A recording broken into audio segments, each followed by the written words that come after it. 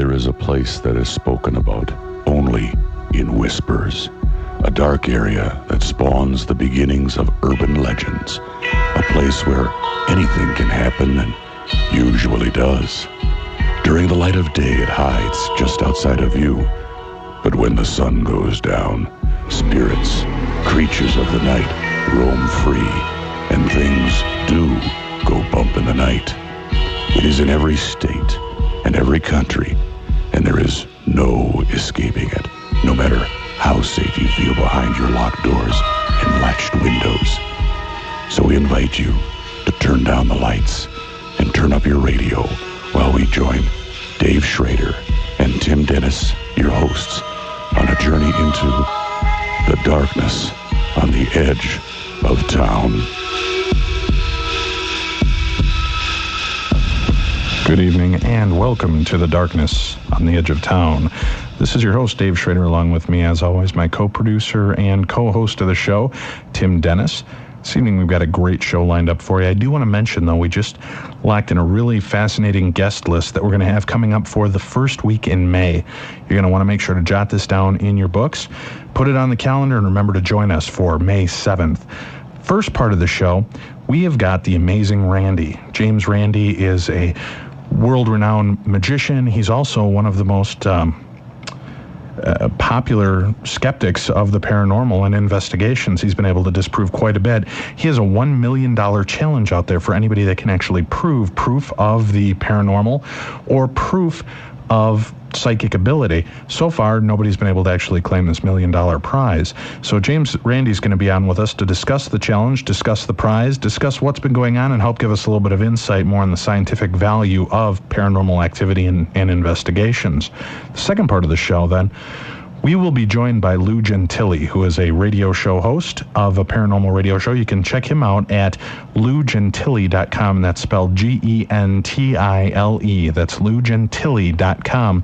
His website is up. He's got a radio show that you can listen to every night of the week and covers all different aspects of the paranormal and strange topics. But Lou is one of the people taking on the $1 million challenge from James Randi. So he'll be on hand to answer questions for us about his abilities to collect EVPs. That's electronic voice phenomena.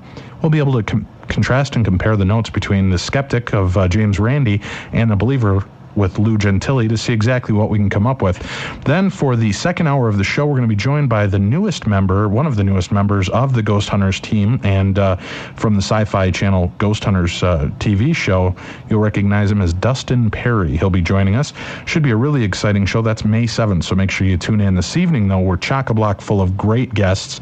Our first guest, who we actually have on the line with us, is, now I apologize, it's Gabrielle, not Gabriel, right? Yes, that's true. Okay, Gabrielle Zevin. And Gabrielle is the author of a really phenomenal book called Elsewhere.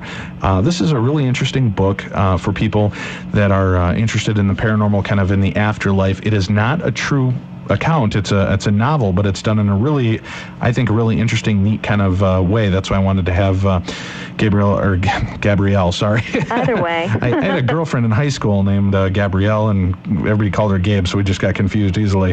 But with the book, this is pretty fascinating. Now, this is written actually more for like the kind of the teenage market. Is that correct? I would say so, although I didn't think about it so much at the time. It seems like if you have a girl and she's the main character in your novel, then it's a teenage novel. So okay, right, yeah, I know.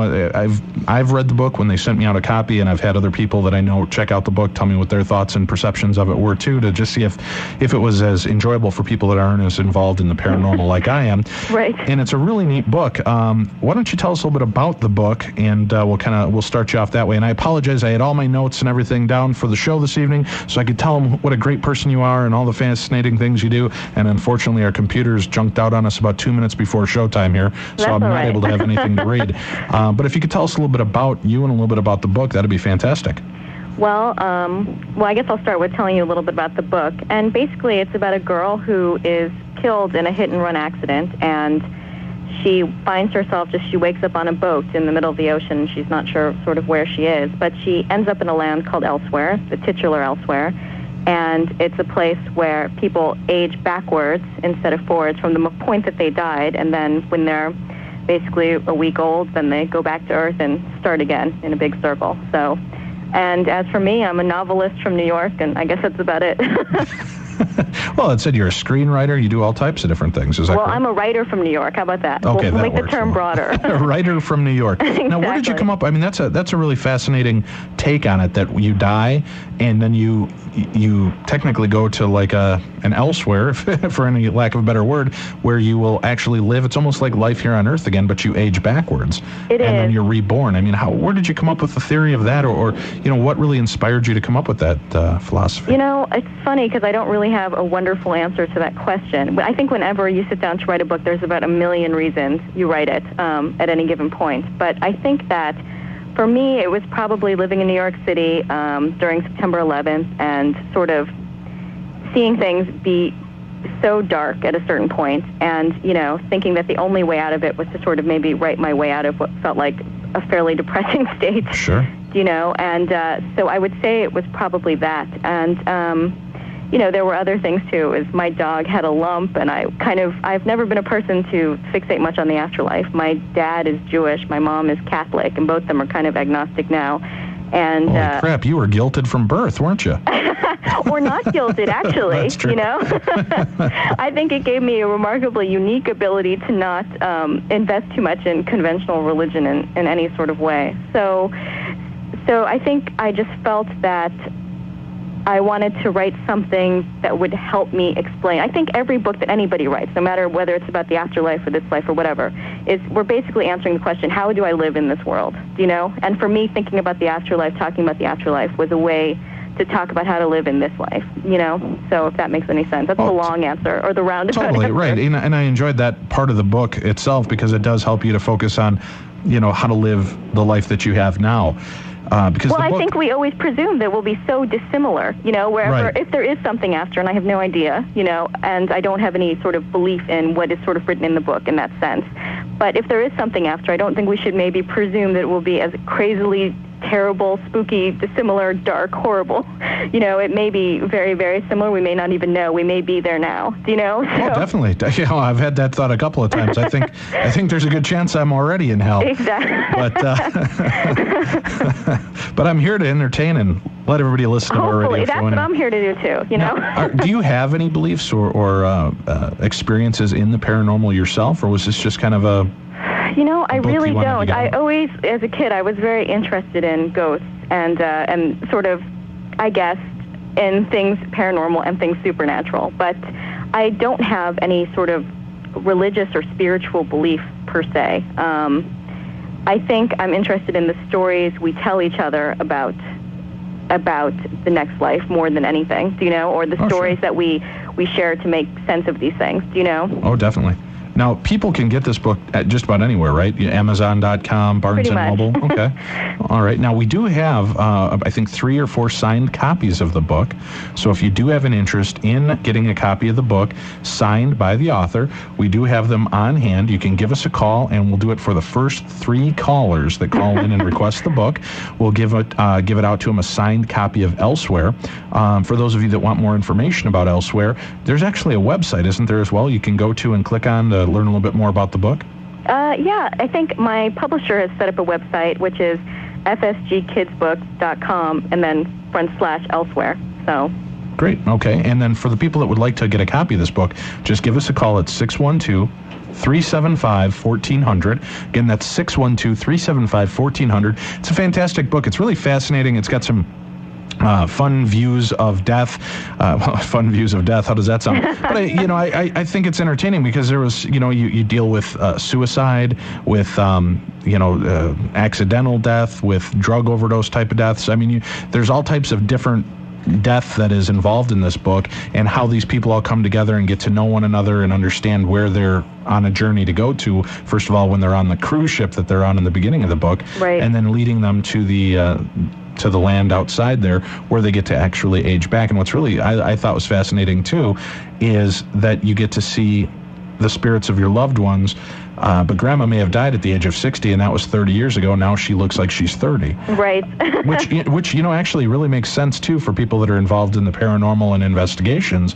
They always claim to see the spirits of their loved ones, but they always appear to them in a younger look.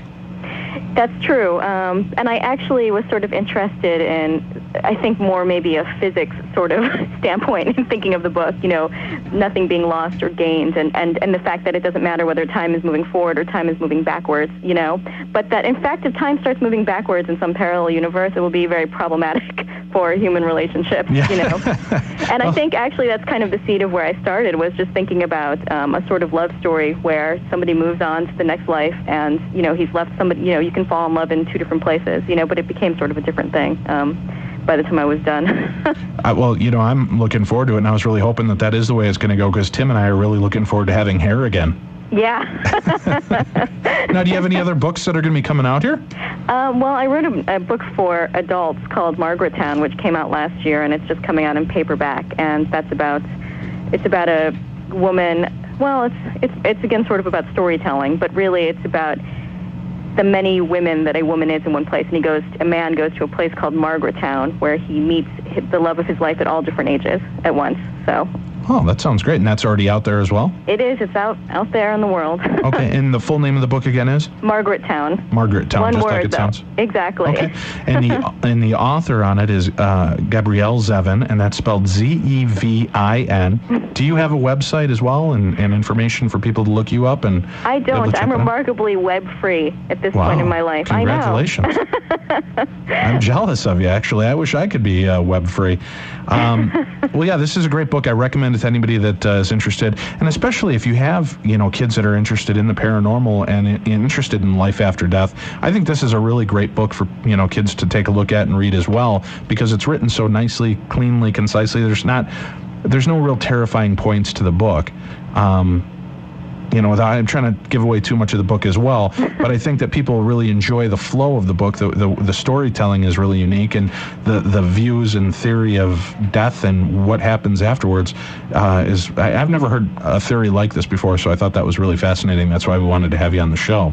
Well, there's always been people that wrote backwards aging sorts of books. Yeah, there's like the short story Curious Case of Benjamin Button by Fitzgerald, and Martin Amos's book, and a bunch of books like this at various points in time that people always seem to be a little bit interested in what happens backwards. But I think, for me, it was really thinking less about maybe the next life, but about aging in this life. And, it just, at a certain point, it just seems like, it's just a march toward death in our culture, Definitely. And I think that's a horrible way to see things.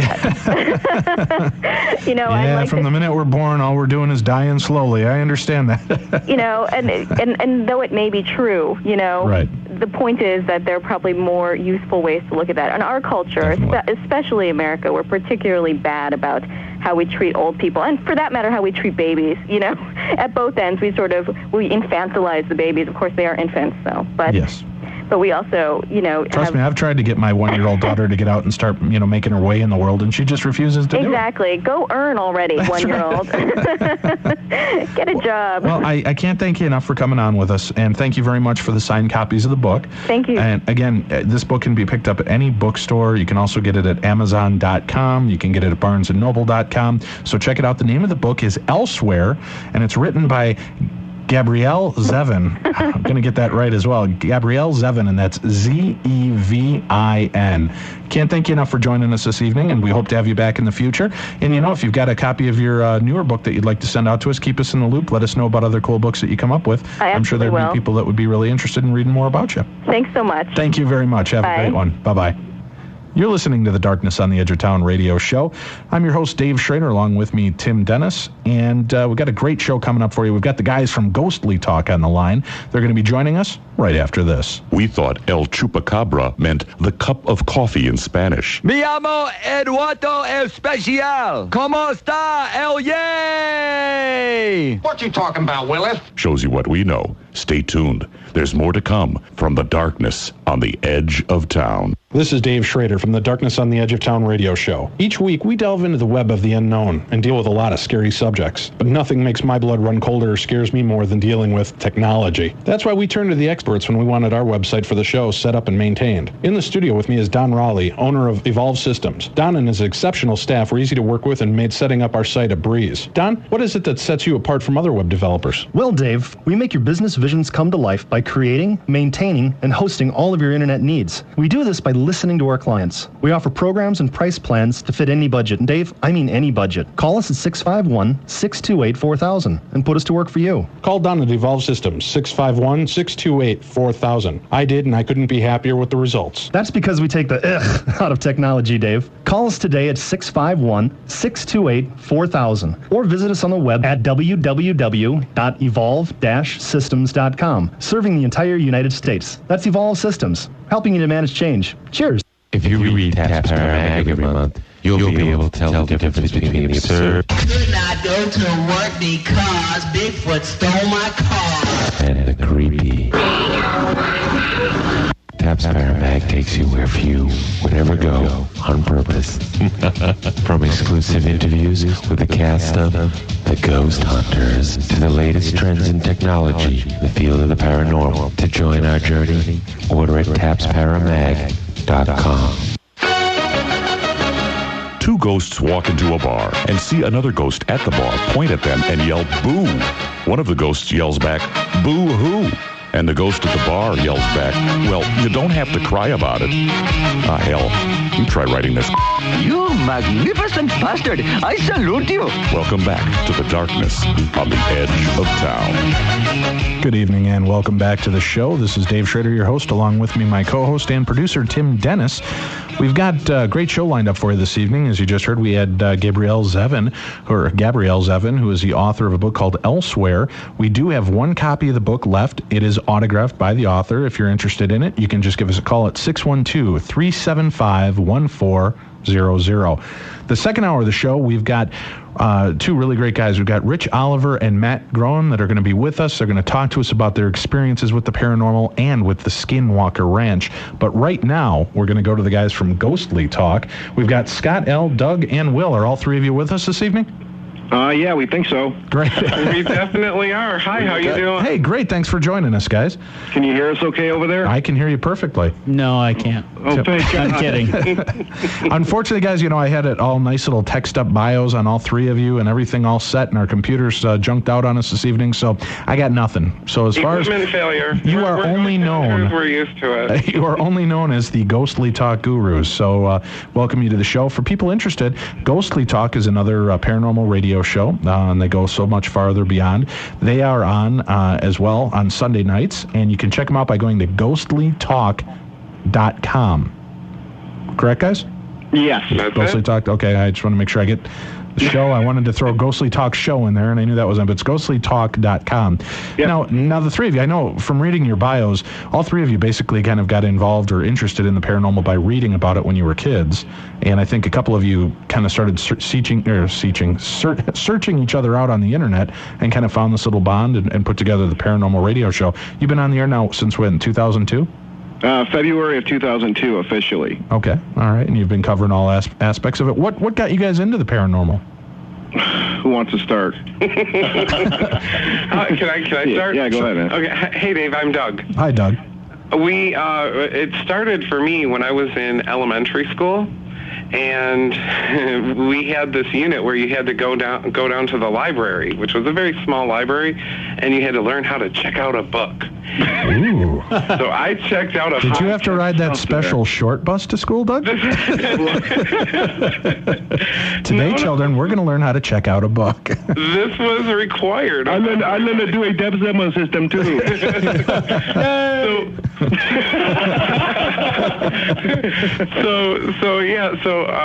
That was my that was how I got started in the paranormal, because the first book I ever checked out, I looked at all these books, and of course it was amazing at the time, I'm like, wow, look at all these books. Of course it was a tiny little library. It was just in one room that used to be like a classroom, but they had a book on witchcraft. Okay. And believe it or not, elementary school, of course, I'm fairly on the old side. I'm sure it's not very PC now for an elementary school library to have a book on witchcraft. Yeah. But at the time, we didn't burn books or anything back then. So it was it was there, and I checked it out. That was my introduction to anything, outside the mainstream. It was the very first book I ever checked out of a library. Very cool. Cool. And then you just kind of let me just follow up here real quick. So then you got involved by reading the book. Did you keep reading after that, or did you just kind of let it fall aside after a while, and then as you got older, you started thinking about getting into the paranormal again?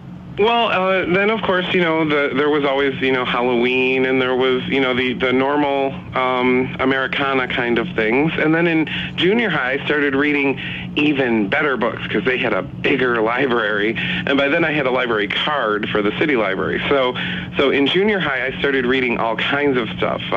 Jane Roberts on Seth and all kinds of stuff. That's when my other interest in sci-fi fantasy also developed, and I was reading tons of Robert Heinlein and stuff like that. But I was checking out like 1 and 1, paranormal something and sci-fi fantasy something else, and that's what I was doing all through junior high. Then it did fall to the wayside through high school and college, and shortly after, you buckled down, got a little bit more serious. You were more into like Dungeons and Dragons at that point, or what?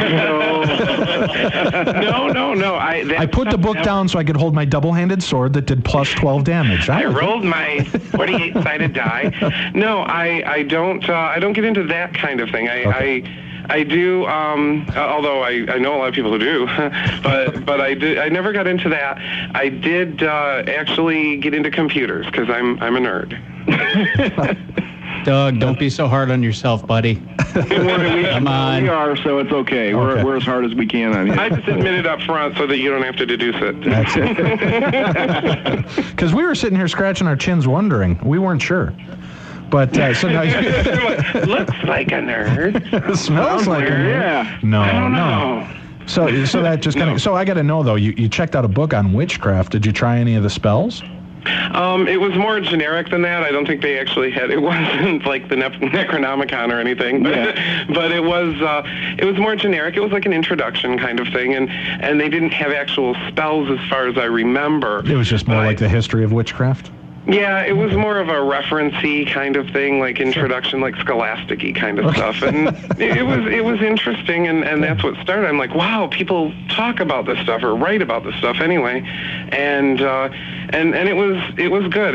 It opened my mind to things outside of the norm, and that was the beginning for me. So I appreciated that book. I wonder if they've sold it by now, or if I could go back and get it. But yeah, it was interesting, and I'm glad that it was there. Okay, and then Scott, let's hear a little bit about your background with the paranormal. Oh man, I always tell people the first introduction I had into the paranormal was a book I bought at a garage sale when I was like just a kid, like maybe 9 or 10 years old, and it was actually it's more of a scholastic type book, like Doug was talking about. It's a book called Haunted Houses by an author named Larry Kettlecamp. And this guy wrote books like, Haunted Houses and then The Better Homes Guide to Cooking. This guy was a very wide-based writer. It wasn't like he wasn't like a real groundbreaking paranormal writer. Haunted Homes and Gardening was the next one. This book was awesome though, because it told some really cool stories, like Tower of London, stuff like that. But it also got into a little bit of theory, which was, it's like about 80 pages long, and it's like 14-point type text on each. So it's a pretty easy book to get through in a couple of minutes. But it gave me a good foundation of what I was about to get into in my, when I got older. Like Doug, myself, I got busy with school and stuff like that, and then after high school, going into college, and then playing music for a number of years also. When I got out of college, it's when I had time to pursue this field. So I got into studying the paranormal and ghost hunting and stuff like that pretty intensively, and that's where I met Doug through I don't know what the hell what's the thing? It was some board we were all on. It was one of those Yahoo groups. Yeah, Yahoo group. It was a Yahoo group. Yeah, let's pimp the big Y again. But yeah. Oh, believe me, there's so many groups out now. They've already done their damage. But we ended up corresponding on there, and then we ended up doing some work together initially, and then Doug came to me with the idea about putting together a talk show about the paranormal. Imagine that. It'll never work. Yeah, it would never work. It was just, that's kind of the idea. We didn't go into it negative like that. We're like, we'll just try and see how this thing is going to work out. We don't know what's going to happen. And like, next thing you know, we're like, doing this stuff now. That's great. And then, but No, go ahead. That's basically mine's it's not a very exciting story like Doug's is. There's not too much adventure involved with it. I never did the D&D thing. I beat up kids like that back in the day. So run for your life, Doug. All right, and that leaves us with. I've got my shield on. That leaves How us many with hit Will, points right? can you take? I said plus 10. Excellent. I'm good. And how about you, Will? What can you tell us about yourself? I've had a fairly paranormal rich childhood. All right, thanks. Let's move on. Just kidding. Just messing with you. Go on. I had a couple of ghost experiences as a child, some UFO experiences as a child, and the interest for me just continued on. As soon as I got out of high school, I started doing ghost investigations with friends, and as some of those friends started getting girlfriends and married and kids and what jerks. Everything else, it was just me. So I decided to start looking on the internet for other people that did this, and I found a plethora of it, and that's how I started hanging out with Doug and Scott. And I went on a trip to Chicago with some other people, and I came back, and they're like, well, why don't you come on the show and talk about your experience? And that was back on September 1st, 2002, and I never left. Mm-hmm. Wait, the paranormal show wanted you to talk about their experience in Chicago? Well, yeah, that was initially how we brought first Will I went to on. Wrigley Field and had a double dog, and... No, they had gone to check out... Bachelor's Grove Cemetery. Oh, sure. And, yeah, that's one of the hot spots. Resurrection Cemetery, and we just kind of bounced around Chicago for an evening, and it was a very interesting trip with the van and all that stuff. So I got to know then, Will, did you get permission, or were you sneaking around in Bachelor Grove? I grew up in that area. Actually, we did not have permission. We went in, and... There were probably like... Tim, get the authorities on the phone. Show those guys what's up. There were probably about 30 people in the cemetery at this point. It was just after dark. And a officer came over a loudspeaker and said, everybody out or you're getting tickets. Wow. So we... To the Cubs game. Yes. Well, so we got out and we went out, and one of our guys realized he had left his $50 camera battery in the cemetery. Ooh. So him and another guy went back in to look for it. And we're all standing in the parking lot at the park across the street with a couple from New York, and the guy comes up and says, well, why are you guys still here? And they were like, well, they went back in looking for the camera battery. They'll be back out in a minute. Well, they came back out, and the guy came through again, and we were talking to him. He's like, well, I'll let you guys go back in there for, I'll give you guys about half hour, 45 minutes, and then you guys got to go. So we actually got permission to go back in. Oh, great. Did you find anything cool while you were out there? Any EVPs, any pictures? We got a couple of decent pictures. The first picture that was taken the second we walked into Bachelor's Grove actually was a missed photo, and nobody was smoking. So, but that's definitely a creepy cemetery. That pond up front just adds to the ambiance of the area. So. Did you get any pictures, or did anybody there relate the story to you of the actual ghost house that appears in some of the photographs? Yeah, I've never actually seen a picture of it, but I did hear the legend before I went. Yeah, I've heard the legend, too, forever, and I've never actually seen anybody that's been able to present a picture of this. And for those of you listening, sometimes they'll take a picture, and it's just a cemetery area, but sometimes there'll be a picture of a house. It's almost like the Bates house from Psycho that appears in the picture in a misty form. And it's sometimes in different locations in the cemetery. So it's kind of a strange little deal. But yeah, if anybody out there is listening has actually taken a picture that has produced that image, please email it over to me at dave@darknessradio.com, and I'll share it with the guys over at Ghostly Talk so we can all take a look at it as well. But yeah, that's really interesting to me because I grew up in the Chicagoland area, so of course, checking out Bachelor's Grove and Resurrection Cemetery, where the famed Resurrection Mary, the hitchhiking ghost, hangs out, and just Resurrection Cemetery itself is a creepy place. What did you hear the stories about the lights going on and off inside the mausoleums at night? We were only there during the day, unfortunately. Okay. But one of the weird things that happened while we were there is we were just driving through, and these deer came out of nowhere and came right up to the vehicle, and we stopped, and the deer were actually putting their heads in the vehicle, and we could actually pet them.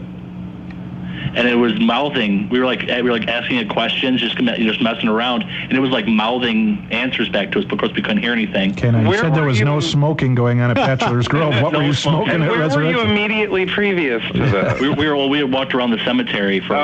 So you weren't there weren't the initials BAR weren't on the No. Okay. All right. Little did you know there is a petting zoo there at the cemetery. So we just happened to run into it. Or it walked up to them, actually. We actually had to wait a little while to leave the cemetery because the deer were right there with us. And we were sitting in the car. Well, that's crazy. I've never even heard about deer in the Resurrection Cemetery. Wow. It was a very bizarre experience. So I've never seen deer do that. Now, you do more of the engineering and running the boards for the guys, is that right? That's correct. Okay. Now, but the three of you, have you gone out and actually done investigations together? Oh, a whole bunch. Right. I know that you guys have done a couple live remotes, haven't you, with the show? Yeah, a few things here and there. We're starting to do a little bit more of that stuff nowadays. That, you know, with the technology the way it is now, it's a little easier to do things in that manner. Hail Wi-Fi. Yes. Yeah. We have done a couple of those. We do go out on a lot of investigations with time permitting and stuff like that. The show takes up a lot of our time nowadays, it seems. Sure. But when we do get the time, we like to take our road trips and whatnot. I usually try to get out for. Well, we've been doing like the last couple of years. We did like the week-long trip in 2004, didn't we, Doug? That was like. That was the longest trip ever. I didn't want to see either of you after that trip for about a week. And we did a few trips last in 2005 also to some. Well, the Mothman Festival is our usual thing we go to. Okay. We like going to the Mothman Festival. Yeah, we talk about ghosts all the time. Yeah, we go to the Mothman Festival. Oh, it's part of the paranormal. Yeah. That's definitely out there. Well, you know, since you guys have the equipment, we should do a double show together, and I'll go out to Vegas to one of the haunted brothels. Hey, yeah. Oh, I like that idea. I mean, we might have to spend a night or two there just to make sure we can see some kind of activity. Oh, yeah. I'm sure there'll be some kind of activity. I'm leaving it alone, man. I'm holding off. My girlfriend's in the other room over here, and I just don't want her to even get to hear anything like that. Oh, no. It'll be completely scientific, I promise. And we'll hardly ever drink while we're out there. Now, rule number one. What's the weirdest experience you guys have had, besides the talking deer? What's the weirdest experience the three of you guys have had out and about? That's Will talking. I don't know what. That's the first I've heard about that, to be honest with you. What's the scariest or weirdest experience you guys have had at an investigation? Oh, God. There's so many. I think it's hard to really pinpoint. All three of us were there, or just two of us? Whatever you want to work on, that's fine. I think all three of us were at my weirdest one, and I was even just talking about that earlier on Ghostly Talk. Sally House was pretty interesting. Well, that was phenomenal. Yeah, we made a trip out to the Sally House. Yeah, in Kansas. Okay. What's the background on that? Will, you're the historian. It was, I can explain a little. And there was actually a sightings episode based on... series of episodes. A series of episodes is what it turned into. And they had gone out to visit this supposed haunted house. And while they were there, they filmed scratches appearing on this fellow's stomach. Yeah. And they're like, okay, this has got to be haunted. So they kept coming back, and they ended up making a movie of this series of events. And now this is just like I'm sure everyone's familiar with the old Sightings TV show, right? Unless you're too young. But it just developed over time, and they just kept going back. And this girl, what was it? A little girl was supposed to have passed away. She had appendicitis, and when the doctor went to operate on her in this house, the anesthetic didn't take hold, and she came back while he was cutting her open, and she ended up screaming and trying to get away, and she ended up dying during the procedure. So apparently she hates men due to her waking up to this man cutting her up. Women, they just never know when to let go of a grudge. Yeah, no kidding. Just kidding, ladies. And of course it was definitely traumatic for her. So everybody has been assuming that she is haunting this house. The sightings thing ended up becoming a movie called Sightings Heartland Ghosts. Yes. And I actually went up to the local video store and rented it before I went out there. And the guy says, "Why do you want to see this?" Because I asked specifically for it. And I said, "Oh, well, I'm going there." Ever since then, he's looked at me with a newfound either respect or dread. I don't know. Maybe a little bit of both, huh? Yeah. So what was your experience when you guys went to that? Well, it was actually funny because it was like the first 5 minutes we were there, which, kind of set the whole mood for the rest of the weekend we spent there at the Sally House. We got there we got into the airport, met up with one of our other associates, Sean Burris from the Indiana Ghost Trackers, and we drove out the Sally House from the Indianapolis airport? No, Kansas City. No, Kansas City. It's been a long day, man. Same thing. The Kansas City airport. It's about an hour away. And we shot out there, walked in, started loading the stuff, our gear that we had in there. And we just decided to do like a little walk around the house just to get a feel for what was going on. We walked upstairs. The way I tell people, we walked in the living room. You walk in the front door, and the living room's to the right, and then the stairway's to the left. We saw a ladder and then a beat-up old radio, and it looked like there were some paint buckets. So it looked like somebody was doing some work in the house, obviously. We did have permission to be there. Yes, we did. Yeah, we just didn't walk. We just didn't crash this house for the weekend. The owner knew we were going to be there and gave us keys and all that fun stuff. But we went upstairs. We looked around the first floor for a couple seconds. We decided to go upstairs and look at the separate bedrooms, and we were all just kind of talking about, there was 4 of us there, the 3 of us, and then, no, I was not there. No, you weren't there yet. There was 4 of us. There was myself, Will, one of our other help, Bonnie, our support. Can I say that word? Person. Our support person was with us, and then Sean from the Indiana Ghost Trackers. We were walking around the rooms on the upper level of the house, and we heard music for no reason. So I think Will said, "Hey, do you hear music?" And we were just like, "Yeah." We all stopped and listened. So we came downstairs and found that the radio was turned on, and there was, what was the name of the song? Sweet Caroline by Neil Diamond. Sweet Caroline by Neil Diamond was being played. We tried every experiment with this radio, short of throwing it upside a wall, to try to reproduce what happened, because there was no one else in the house. All the doors were locked besides the front door, and we were right by. You could see right to the front door. If someone else would have walked in. We heard no one come in the house, though. It had one of those switches where it goes from tape when it's off to AM to FM. Yeah, this was the standard boom box that we used to know and love back in the 80s. When I was at the top of the stairs, I heard it go click, click, and then I heard music. So whatever it was not by the front door, because the front door was closed. I was looking right at it. And yeah, it was one of the weirdest experiences I've ever had. And that was within the first couple of minutes we were in the place. And we just, to this day, we really can't explain, what or who turned the radio on. But it was definitely a mood-setting event for the rest of the weekend at the Sally House. Oh, that's a great story. You're listening to the Darkness on the Edge of Town radio show. Our guests this evening are the guys from Ghostly Talk radio show. You can look up more information about them and about their show by going to ghostlytalk.com. They've got a fantastic radio show. This evening we've got Will, Doug, and Scott L. with us. We'll be back more with the guys right after this. It will keep you on the edge of your seat. I must have drank me about 15 Dr. Peppers. I gotta pay. Just don't get any on the floor. Hurry back. There's more to come from the darkness on the edge of town. Tri Minnesota Mortgage was founded on one simple principle: to be your complete mortgage resource. Keith Troutman and the experts at Tri Minnesota Mortgage will assist you with all your needs. They've built a reputation for client satisfaction and are devoted to making the mortgage process as easy as possible. You get to work with a broker that understands your needs. Finding the right loan is only the beginning. Tri Minnesota Mortgage will assist you every step of the way to ensure smooth sailing with personal one-on-one help. I'm Dave Schrader, the host of Darkness on the Edge of Town. When I bought my new home, I turned to Keith Troutman to help me. He made what could have been a very stressful time easy and painless. He was considerate and realizes that this is more than just a job to him. It's the future for you. I recommend them to my friends, and I'm happy to recommend them to you. To take the first step to a financially free tomorrow, call 952-223-5000 or visit them on the web at cruiseatclose.com.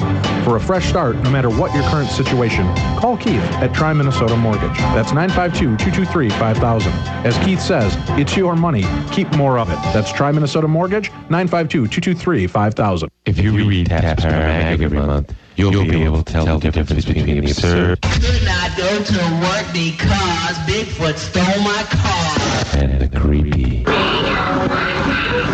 Taps Power Mag takes you where few would ever go on purpose. From exclusive interviews with the cast of The Ghost Hunters to the latest trends in technology, the field of the paranormal. To join our journey, order at tapsparamag.com. Ghosts, goblins, witches, creatures of the night. Yep, that just about covers everybody Dave and Tim have ever dated. Oh my God, this girl's really turning me on. Welcome back to the darkness on the edge of town. Thank you for joining us again this evening. This is Dave Schrader, along with me, co-host and producer Tim Dennis. On the line with us this evening, we have the guys from Ghostly Talk Paranormal Radio Show. We've got Doug, Will, and Scott L. hanging on the line with us. They were just telling us about one of their experiences out on a ghost hunt that they did. Now, do you guys do any investigations at all of UFO sightings, Bigfoot places, things like that? That stuff comes and goes. It's stuff that we just kind of fall into. I know Doug is... Well, Doug, this is all you. What am I talking about? That's all you, man. I ask everybody, can we go on a Bigfoot hunt kind of thing? The only one I ever actually went on would be I went to Bragg Road, about an hour and a half or so outside of Houston, Texas. And only stayed about 2 hours or so and ended up talking to a Hardin County sheriff, but not seeing an actual Bigfoot. So, no, I would like to go on a Bigfoot hunt kind of thing. The UFO thing, I've never actually been on. We've been out in very remote places because, well, my favorite kind of haunting is the public haunt, like haunted railroad tracks or haunted bridge or haunted, anything outside or accessible to anybody who happens to wander by. Okay. And so a public haunting kind of thing is my favorite kind. So needless to say, there's nights when we're out in the middle of nowhere. Where you'd expect to be abducted by aliens. And quite often I will be known to say, well, if we don't see a ghost, we may get abducted by aliens because this is very, very remote. So, but I've never been on an actual, we're going out to look for UFOs kind of thing. Well, I'll tell you what, I'd like to invite you guys along with us. We are putting together for our listeners, we're going to be going on a couple of trips this year, and one of the trips we're going to go to is out to investigate a ranch that's out in Washington. We had the gentleman on a few weeks back, James Gilliland, who was on with ESETI, and has UFO activity all the time. As a matter of fact, on the show, he promised us that if it's clear out, there's about a 90% chance that you're going to see some UFO activity. He also has quite a bit of ghost and paranormal activity that occurs there as well. So we're going to take a couple of our listeners out there and do a live remote from there. But, it'd be great to buddy up with you guys and have you come out and do your show from there as well. We should check that out. I like that idea a lot. Yeah, definitely. Because UFOs have always intrigued me. Ghost stuff I'm still getting into as much, but UFOs, I'd love to see what's going on out there, and to a place where the guy claims that if you come out there, there's a 90% chance you're going to see something. That's pretty good. And he's actually had scientists and NASA guys and military come out there and will agree that yes, there's definitely something going on this guy's property. So it should be an interesting place to check out. Either that or he's got the best weed in Washington. Either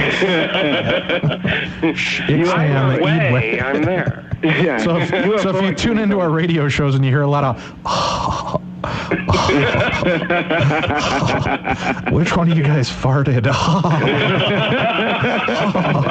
You'll know that it's the latter and not so much the UFOs that we're seeing. Dude, UFOs dig Frito. Yeah, UFOs are something that really fascinate me a lot, and it's something it's with time allowing, I'm going to probably, get more into it down the road. It's just a matter of time right now. As I have videotape upon videotape of sightings and all the sightings type stuff, DVDs, books stacked up around here too. I think even our most frequent returning guest is UFO related, isn't it? Is Heidi Hollis? Yeah, she's done a lot of work with she's had a lot of experiences with UFOs.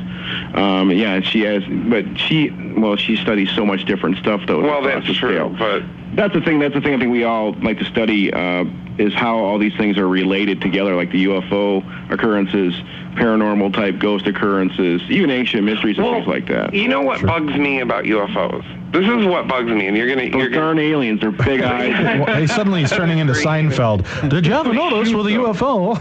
I just want to give him a big hug. I think we have a local MUFON chapter. Oh, yeah. Right? Okay, sure. The Mutual UFO Network. We have a local MUFON chapter, evidently, and it's in this. It's in a furniture repair shop. It's in an upholstery called Markhart Upholstery up on Cass Avenue in Mount Clemens. Yeah. The problem is the place is absolutely never open. Yeah, I beat the door down there one day, and nobody would come, and nobody answered the door at all. Well, I drive around for my job, and I pass it on quite a few occasions, and I've actually stopped when I've had like 15 minutes to kill just to go in there and just to say hi and say, hey, I want to learn more about what you do, and I can't get in. Maybe you guys should stop showing up in the black limousines and black helicopter, though. That really makes the MUFON people paranoid. Hey, pimping ain't easy, man. What do you want us to do? So that's what bugs me about UFO, because I would like to pop in there one day if they were ever open and say, hi, I'm Doug, I do this radio show, and I know it's only peripherally related, but I'd like to go on a UFO stakeout or whatever you do, or learn about what you do, and I'd like to know who you are and maybe attend a meeting. And nope, we can't get anything from these people at that location, at least. Well, I hear the hazing ritual of anal probes is really tough, though, to get into MUFON. Yeah. That could be part. That could be either. Well, depends on what you were doing before the. God, is it Saturday already? Man. This week at the Sugar Shack, MUFON.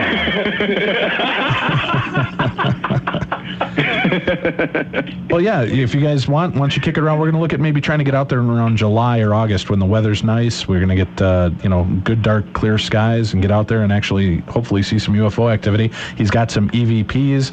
You can check out his website. I believe it's eceti.com.